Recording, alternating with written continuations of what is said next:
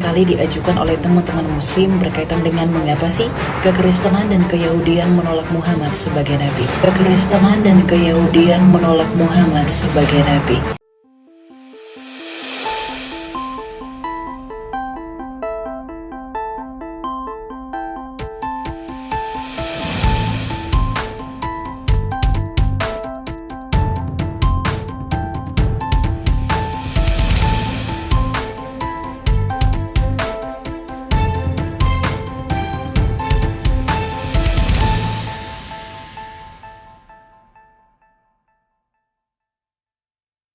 Salam damai sejahtera bagi kita semua kembali dengan saya di channel ini. Terima kasih bagi teman-teman yang senantiasa mendukung dan mensupport perkembangan channel ini. Tuhan Yesus memberkati kita semua. Pada kesempatan kali ini saya akan membagikan kepada kita semua soal Elia Miron menjelaskan bahawa Muhammad bukan nabi. Dia membuktikan secara teologi dan itu membuat para warga net terheran-heran karena dia bisa membukakan tabir-tabir yang tertutup selama ini. Di sini Elia Miron tegas dan lugas menjelaskannya. Dan pada akhirnya banyak yang terbuka wawasannya. Mari kita simak dulu video berikut ini. Mari kita bahas di dalam sesi berikut ini. Alasan yang pertama ialah Muhammad tidak berasal dari bangsa Israel. Muhammad tidak berasal dari bangsa Israel. Alasan ini merupakan alasan yang paling mendasar dan sangat fundamental di dalam Alkitab.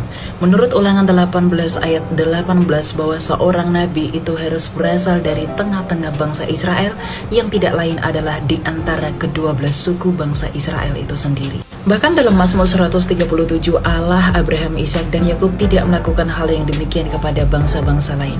Artinya Allah hanya mewahyukan dirinya secara langsung melalui perantara para nabi di dalam bangsa Israel itu sendiri, bukan dari luar.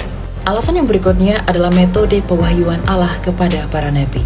Di dalam literasi keyahudian dan kekristenan secara umum sama-sama sepakat bahwa Allah secara langsung berfirman kepada para nabi, di mana para nabi akan menjadi penyambung lidah Allah dan menyampaikannya kepada umat.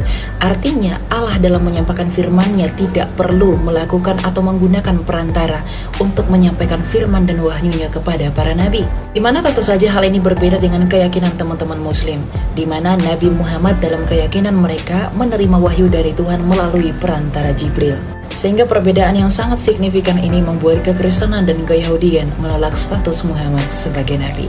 Alasan yang ketiga ialah mengenai Mesias. Para nabi di dalam tanah keyahudian atau keyakinan Yudaisme dengan perjanjian lama dalam Alkitab Kristen yang kudus sama-sama sepakat bahwa seorang nabi akan bernubuat mengenai datangnya Mesias yang lahir dari keturunan Abraham, Ishak dan Yakub dan secara khusus dari tunas Daud. Para nabi ini tentu saja bernubuat dan juga memberikan keterangan tentang kedatangan Mesias itu yang bagaimana dan seperti apa. Di mana tentu saja mengenai hal ini juga disinggung di dalam Injil Sinoptik. Dalam Lukas 16 ayat 16 berbunyi bahwa hukum Taurat dan kitab para nabi serta nubuatannya akan berakhir sampai tampilnya Yohanes Pembaptis. Jadi ayat ini memang menegaskan para nabi akan menubuatkan datangnya Mesias. Di mana hal ini tentu saja berbeda dengan keyakinan teman-teman muslim. Di dalam keyakinan mereka, Nabi Muhammad sama sekali tidak memberikan harapan mesianik seperti keyahudian atau bahkan nubuatan mesianik seperti kekristenan. Inilah yang membuat bahwa keyahudian sampai saat ini masih menunggu pembebas atau Mesias mereka, dan kekristenan telah kedatangan Mesias mereka 2000 tahun lalu di dalam Yesus Sang Kristus. Namun hal ini tidak pernah disinggung di dalam keyakinan teman-teman muslim. Di mana ketiadaan nubuatan mesianik inilah yang menjadi alasan mengapa kami menolak Muhammad sebagai nabi. Alasan yang berikutnya adalah seorang nabi harus diurapi oleh roh Allah atau roh kudus. Menurut Bilangan 11 ayat 24 hingga 27 yang tak lain adalah Torah Musa yang sama-sama dipegang oleh keyahudian dan kekristenan, bahwa seorang nabi haruslah dipenuhi oleh Veruah HaKodesh atau roh kudus di dalam berkarya dan menyampaikan firman Allah. Di mana hal ini berbeda dengan keyakinan teman-teman muslim, di mana mereka sama sekali tidak mengenal konsep atau teologi roh kudus atau roh Allah yang disebut dengan Ruach HaKodesh. Dan tentu saja ketiadaan pengajaran inilah yang membuat kekristenan dan keyahudian menolak status Muhammad sebagai nabi. Sedangkan alasan yang terakhir adalah nabi harus menulis kitab. Menurut Matius 2 ayat 5, para nabi haruslah menulis kitab secara khusus dan terutama mengenai tema besar yaitu kedatangan dan nubuatan mesianik. Bahkan di dalam literasi keyahudian mereka mengenal yang disebut dengan Nefim yang termasuk di dalam tanah mereka yang berarti kitab para nabi. Artinya para nabi haruslah menulis kitab. Demikian juga dengan keyakinan kekristenan. Hal ini berbeda dengan keyakinan teman-teman muslim, di mana Nabi Muhammad tentu tidak menulis kitab, namun menerima wahyu dari Tuhan yang disampaikan melalui perantaraan Jibril. Sehingga perbedaan yang sangat signifikan ini yang membuat kekristenan dan keyahudian menolak Muhammad sebagai nabi.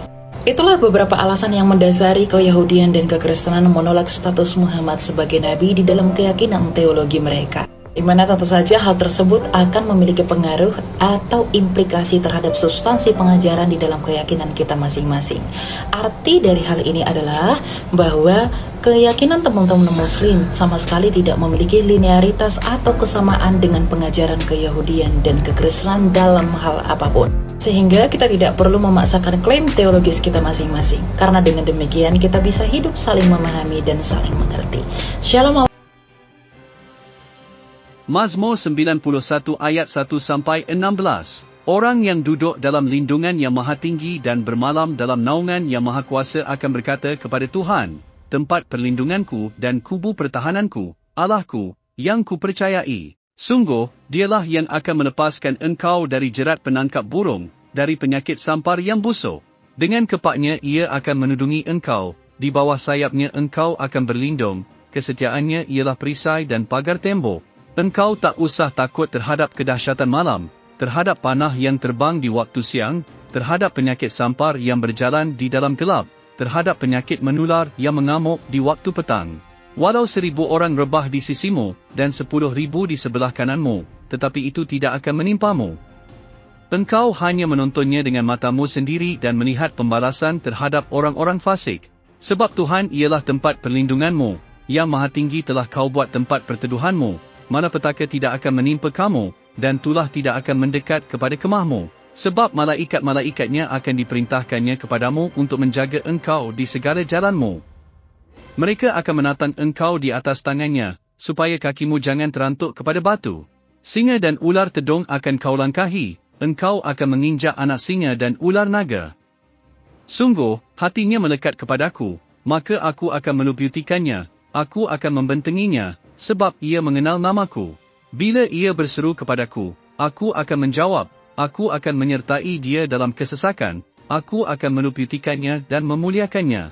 Dengan panjang umur akan kukenyangkan dia, dan akan kuperlihatkan kepadanya keselamatan daripadaku.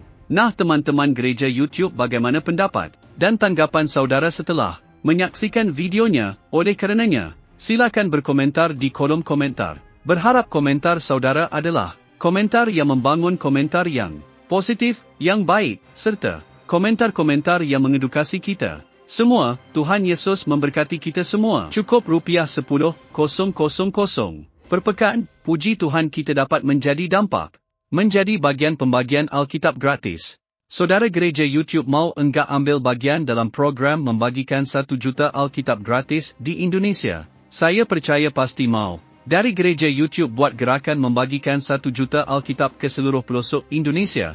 Pasti saudara mau satu Indonesia faham Alkitab. Kita punya sebuah program membagikan 1 juta Alkitab gratis di Indonesia. Ya, jadikan Indonesia dengan membagikan Alkitab, membagikan kabar baik, dan pastinya kita mau membagikan Alkitab dengan bentuk fisik. Nah ini, kalau kita bersama-sama dukung ini bisa bergandengan tangan. Kita gunakan channel gereja YouTube untuk terus bergerak maju dan berdampak mewujudkannya bersama. Misinya apa? Kita ingin mencetak 1 juta orang yang hafal dan haus akan firman Tuhan, yaitu melalui Alkitab gratis. Nah kalau ini bisa terjadi, 1 juta penduduk Kristen Indonesia bisa membaca Alkitab, maka kalikan 10. Maka 10 juta orang akan membaca Alkitab, membaca firman Tuhan. Dengan itu, ini tidak akan terwujud kalau tidak dengan cara bergandengan tangan. Saudara-saudara gereja YouTube, kita gunakan channel gereja YouTube untuk terus berdampak dan melayani lebih lagi. Dukung program ini, agar kita bisa membagikan 1 juta Alkitab gratis di Indonesia dengan cukup sisihkan rupiah 10,000 per pekan. Puji Tuhan kita dapat berbagi, berdampak memuliakan nama Tuhan Yesus. Yak ikutan detailnya ada di kolom deskripsi atau bisa melalui rekening gereja YouTube yang dinaungin atas nama Yayasan Cipta Pelita nomor bank BRI 04211003420566 dengan menulis P8, artinya program ke-8 gereja YouTube. Mungkin itu pengumuman kali ini.